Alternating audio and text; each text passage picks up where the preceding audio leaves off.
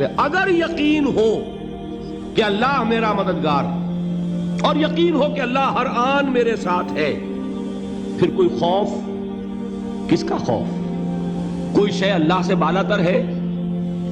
کوئی قوت اس Hey guys, welcome back to our reaction channel. I hope آپ سب لوگ اچھے ہی ہوں گے دوستو. میں بھی اچھا ہی ہوں. آج ہم جس ویڈیو پر ریئیکٹ کریں گے وہ ایک بیان ہے ڈاکٹر اسرار احمد سر کا. آپ لوگ انہیں جانتے ہی ہوں گے. یہ پاکستان کے بہت بڑے اسکالر رہ چکے ہیں اور یہ اب اس دنیا میں نہیں ہیں. اللہ تعالیٰ ان کو مغفرت فرمائے. تو چلیے سنتے ہیں اور سیکھتے ہیں اور اس پر عمل بھی کرتے ہیں. دوستو اگر آپ میرے چینل پر فرسٹ ٹائم آئے ہیں تو میرے چینل کو سبسکرائب کر لیجئے. چلیے شروع کرتے ہیں.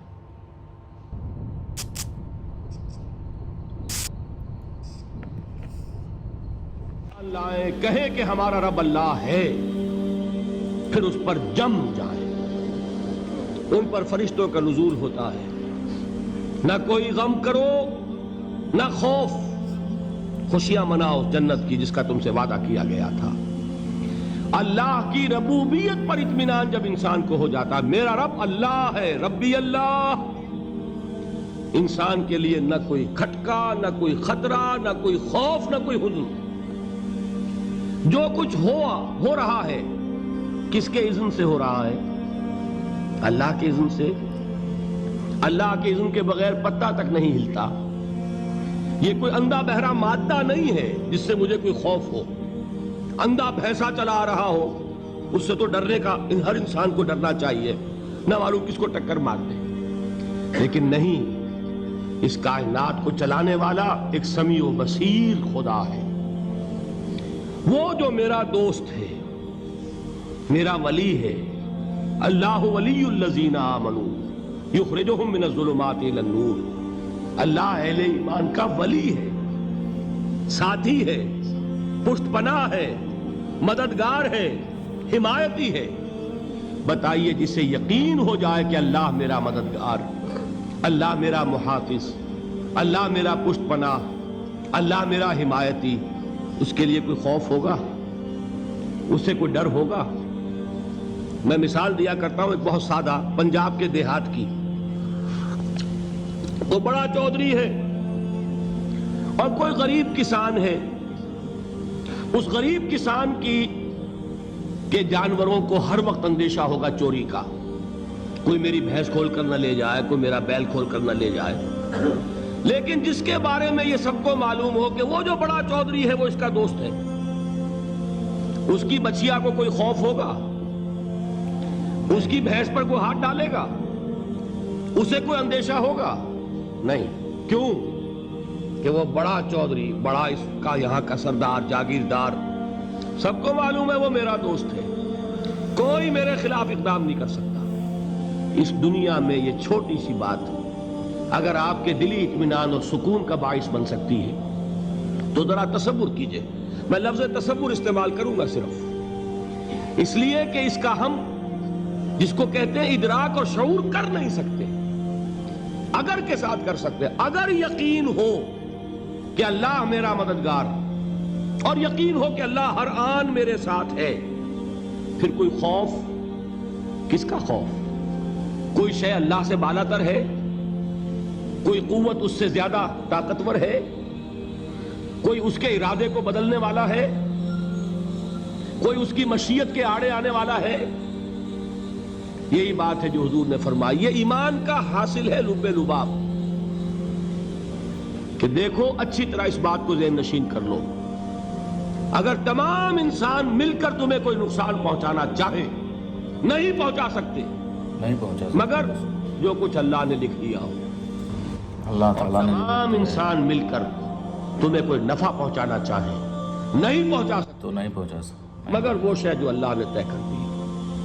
آپ پھر میں کہوں گا ذرا طاری کیجئے، اسے فرض کیجئے، اسے سوچئے. اگر بیان کرنے کا جو طریقہ ہے بہت ہی یونیک طریقہ سے ہے، ڈر ہوگا بہت ہی اچھا. یہ مجھے نقصان نہ پہنچا دے، یہ میری رپورٹ خراب نہ کر دے، یہ میری انکریمنٹ نہ رکوا دے، یہ میرا یہ نہ بگاڑ دے، یہ میرے یہ نقصان نہ پہنچا دے. اس کا ڈر، اس کا ڈر، اس کا خوف، اس کی خوشامد، اس کے لیے جا کر طرح طرح سے اپنی عزت نفس کو ذلیل کروانا اس کے سامنے. یہ سب کچھ کیوں کرتا ہے انسان؟ جب سمجھتا ہے کہ اس کے ہاتھ میں میرا کوئی نفع ہے، اس کے ہاتھ میں میرے لیے کوئی ضرر ہے، یہ مجھے کوئی غضب پہنچا سکتا ہے، یہ مجھے کوئی نقصان پہنچا سکتا ہے، یہ میرا کوئی کام بنا سکتا ہے، یہ میری کوئی ضرورت پوری کر سکتا ہے، اسی کا نام شرک ہے۔ جہاں آپ نے یہ سمجھا کہ غیر اللہ کے اندر کوئی طاقت موجود ہے، وہی شرک ہے۔ بتوں سے تجھ کو امیدیں، خدا سے نومیدی، مجھے بتا تو صحیح اور کافری کیا ہے؟ شرک تو یہ ہے جس پر بھی تمہیں یہ خیال ہے، کلمہ ہے یہ کلمہ سوم، لا حول ولا قوت الا باللہ، ذرا اس پر دل کو کبھی اگر آپ تصور کریں، پھر فرض کریں، دل ٹھک جائے اس پر، کوئی طاقت نہیں۔ یہی بات تھی جو شیخ عبد القادر جیلانی رحمۃ اللہ علیہ نے اپنی وصیت میں اپنے بچے سے کہی۔ 11ویں دینے والے ہیں، لیکن حضرت شیخ عبد القادر جیلانی کی وصیت اور تعلیمات کو کتنے لوگ ہیں جو جانتے ہو؟ یہ جن مقامات تک پہنچے ہیں وہ کس چیز کی بدولت پہنچے ہیں؟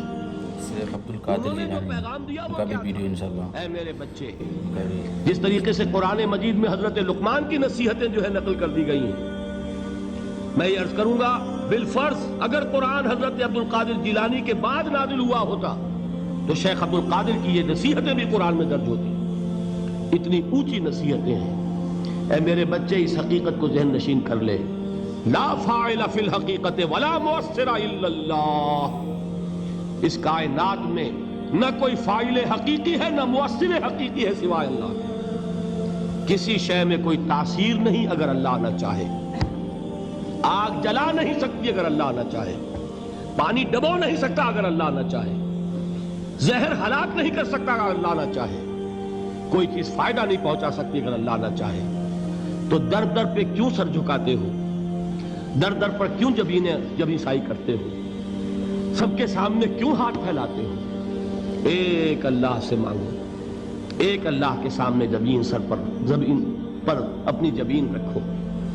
لا فاعل فی الحقیقت ولا مؤثر الا اللہ۔ نظر آتا ہے ہمیں کہ پانی پیاس بجھا دیتا ہے، پیاس بجھانے کی صلاحیت پانی میں نہیں ہے، اللہ کے اذن سے۔ کھانا بھوک مٹا دیتا ہے، بھوک مٹانے کی صلاحیت کھانے میں نہیں ہے، اذن رب میں۔ دیکھیے یہی یقین تھا حضرت موسیٰ علیہ السلام کا واقعہ یاد کیجئے۔ سامنے سمندر آ گیا ہے، قوم دیکھتی ہے پیچھے کہ گرد و غبار کا طوفان ہے۔ معلوم ہوا کہ فرعون اپنے لشکر سمیت آ گیا ہے۔ لشکر جب چلتا تھا تیز رفتاری کے ساتھ تو گرد و غبار کا جو طوفان اٹھتا تھا اس کا تصور کیجئے، اور لمحہ بلمحہ وہ قریب آ رہا ہے۔ پوری قوم نے کیا کہا؟ اے موسیٰ انا لمدرکون، اے موسیٰ ہم کو پکڑے گئے۔ قرآن مجید نے تو یہاں وہ باتیں نہیں لکھی ہیں، لیکن تورات میں یہ درج ہے کہ بنی اسرائیل جھگڑنے لگے، دست و گریبان ہو گئے موسیٰ کے ساتھ۔ موسیٰ ہمیں یہاں مروایا لا کر، اس سے تو ہم ہی بہتر تھے، وہاں کھانے کو ملتا تھا، زندگی تو تھی، بیگار ہم کر رہے تھے، موت تو نہیں تھی۔ اب جو کچھ ہوگا اس کا تصور کرو، جس طریقے سے ہمارے ٹکڑے اڑائے جائیں گے۔ تو لڑ رہے ہیں حضرت موسیٰ علیہ السلام سے، یہ تورات کی تفصیل ہے۔ قرآن میں صرف اتنا آیا ہے، پریشان ہو کر انہوں نے کہا انا لمدرکون، موسیٰ ہم تو پکڑے گئے۔ اس وقت موسیٰ کا جواب کیا ہے؟ کلا ان معی ربی سیہدین، نہیں، میرے ساتھ میرا رب ہے، وہ راستہ دے گا۔ بتائیے کہاں راستہ نظر آ رہا ہے؟ یہ ہے ایمان بالغیب۔ راستہ نظر نہ آئے تب اللہ پر یقین ایمان ہے۔ جیب میں پیسے ہوں اور تب دل کو اطمینان ہے تو ایمان کس پر ہوا؟ پیسے پر، اللہ پر نہیں۔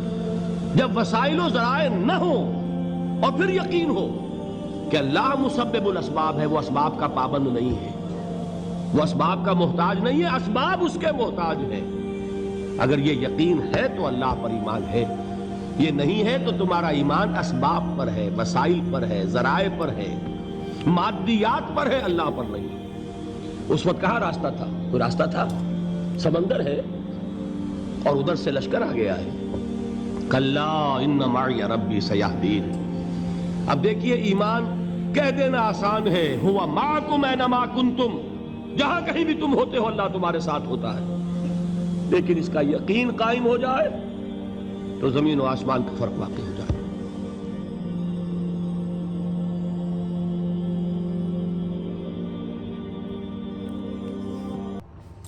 تو دوستو یہ ڈاکٹر اسرار احمد سر تھے جو بہت ہی خوبصورت طریقے سے بیان کر رہے تھے۔ آئی ہوپ آپ کو سمجھ میں آیا ہوگا، آپ کچھ سیکھے ہوں گے، تو آپ اس پر عمل بھی کیجئے۔ اور فرما رہے تھے کہ پوری دنیا کے آدمی مل کر اگر آپ کو کچھ بگاڑنا چاہیں تو نہیں بگاڑ سکتے، لیکن آپ کے اندر آپ کے اندر ایمان ہونا چاہیے، آپ کا یقین ہونا چاہیے۔ تو آئی ہوپ کو پسند آیا ہوگا، تو چلیے پھر ملتے ہیں نیکسٹ ویڈیو میں۔